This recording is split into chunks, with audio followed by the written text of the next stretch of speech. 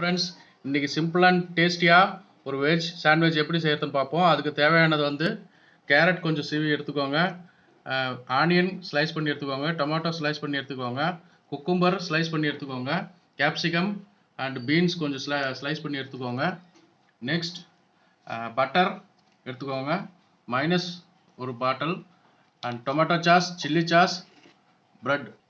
அதுக்கு மசாலா ரெடி பண்ணுறதுக்காக ஃபஸ்ட்டு என்னென்ன பண்ணணும்னு பார்ப்போம். கொஞ்சம் கேரட் போட்டுக்கோங்க, கொஞ்சம் பீன்ஸ் போட்டுக்கோங்க, காரிடர் லீவ்ஸ் போட்டுக்கோங்க, கேப்சிகம் சேர்த்துக்கோங்க, மசாலா ஒரு ஸ்பூன், டொமேட்டோ சாஸ் ஒரு ஸ்பூன், சில்லி சாஸ் ஒரு ஸ்பூன்,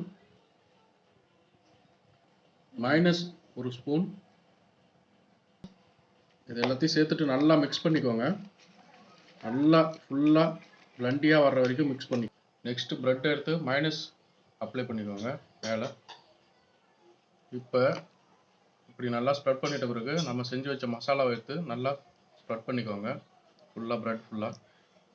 நெக்ஸ்ட் ஒரு பீஸ் ஆனியன், ஒரு பீஸ் குக்கும்பர், ஒரு பீஸ் டொமேட்டோ எடுத்து வச்சுக்கோங்க. இதுக்கு மேலே பட்டர் லைட்டாக வச்சு அப்ளை பண்ணிக்கோங்க. மேலே ப்ரெட்டை வச்சு நல்லா கவர் பண்ணிக்கோங்க. மேலேயும் கீழேயும் பட்டர் வச்சு நல்லா அப்ளை பண்ணிவிடுங்க.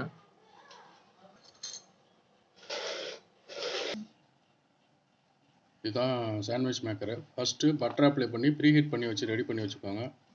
ரெடி பண்ண சாண்ட்விச்சை வச்சு ப்ரெஸ் பண்ணுங்க. இப்போ ரெடி ஆகிடுச்சு சாண்ட்விச்.